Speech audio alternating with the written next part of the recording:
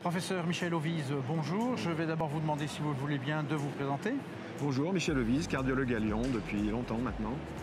Et intéressé par un sujet quand même qui est un peu particulier, puisque vous nous avez déjà donné sur le conditionnement ischémique, enfin, on reviendra sur les définitions, vous nous avez déjà donné il y a quelques années, 2 ans je crois, des résultats d'une étude qui malheureusement n'a pas apporté les résultats que vous expliquiez.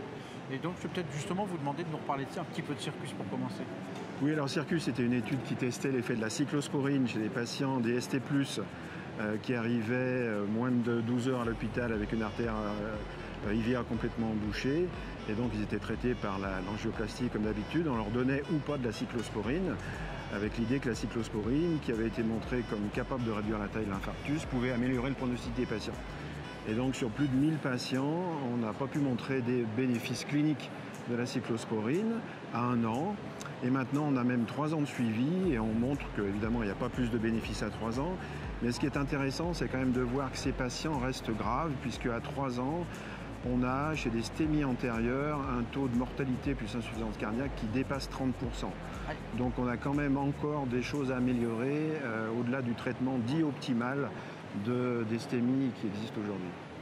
Alors, l'étude qu'on a vue sur je dis simplement le conditionnement, je laisse tomber les préfixes. Ouais. Je vais vous laisser le soin de faire un peu la lumière et de situer cette étude par rapport à l'autre, par exemple. Ouais. Alors, le conditionnement, c'est des techniques par lesquelles l'ischémie protège contre l'ischémie. Donc, expérimentalement, si on fait des petites ischémies brèves avant d'occlure une artère chez un animal, un rat, on s'aperçoit que ça diminue la taille finale de l'infarctus. Évidemment, ce n'est pas faisable chez l'homme, puisque avant l'infarctus, on n'est pas là, et évidemment, c'est non prédictible. En revanche, on a montré que le post-conditionnement, qui consiste à faire ces petites ischémies après avoir débouché l'artère, simplement en réinflatant le ballon d'angioplastie dans la coronaire, pouvait réduire la taille de l'infarctus. Donc il y a eu plein d'essais qui ont montré que ça marchait, la plupart du temps, et l'idée, c'était d'adapter ces techniques à la pratique courante. Alors il y a eu une chose un petit peu curieuse qui a été mise en place, c'est ce qu'on appelle le conditionnement à distance. On s'est aperçu que si on crée une ischémie du bras, droit ou gauche, en gonflant fort à 200 mm de mercure un brassard à pression, et si on fait une ischémie qui dure 5 minutes, on relâche 5 minutes et on fait ça 4 fois de suite, eh bien on réduit la taille de l'infarctus chez les stémies. Donc ça a été montré il y a quelques années par une équipe danoise.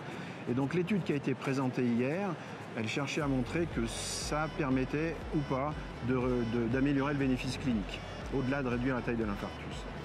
Donc ça, c'est l'étude qui s'appelle ERIC PPCI Condi 2, un nom un peu compliqué, réalisée en international, contrôlée, faite méthodologiquement parfaitement par des Anglais, des Danois, des Espagnols, et des Slovaques. Et l'étude n'a pas permis de montrer qu'il y a un bénéfice clinique chez plus de 5000 patients en termes de réduction de morbidité et de mortalité. Est-ce que malgré le caractère, je suppose, sur le critère principal négatif, est-ce qu'il y a des enseignements à tirer de cette étude ?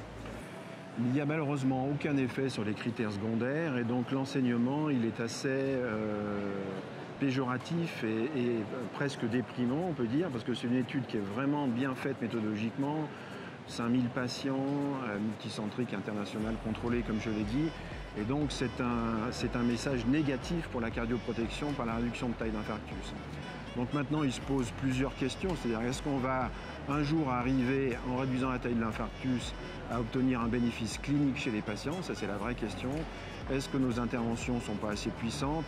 Est-ce que réduire la taille de l'infarctus ne suffit pas? Est-ce qu'on ne tient pas compte des comorbidités, de l'âge, du sexe, du diabète, etc. Est-ce qu'il faut une autre approche un peu plus large? C'est toutes des questions qui se posent et auxquelles il va falloir s'atteler à répondre maintenant. Et s'atteler à répondre à ces questions, ça veut dire qu'il y a des projets en cours? Ça veut dire qu'il y a toujours bien sûr des projets en cours. Expérimentalement, les gens travaillent beaucoup et il y a des innovations. Sur le plan clinique, maintenant, on s'oriente vers des combinaisons d'approches, un petit peu avec le modèle de ce que font nos amis cancérologues. On a toujours des cocktails de drogue. Nous, jusqu'à présent, on a eu des approches très ciblées, c'est probablement une erreur. Il faut tenir compte des comorbidités, des spécificités des patients, leur âge, leur fonction rénale, s'ils sont bien revascularisés ou pas, alors qu'actuellement, on fait ça de façon, presque aveugle. Donc toutes ces questions se posent, il va falloir continuer à les aborder parce que, comme je l'ai dit tout à l'heure, le pronostic de ces patients n'est pas bon. Ma question était plus insidieuse et indiscrète. Est-ce que personnellement, vous avez un projet d'études en cours?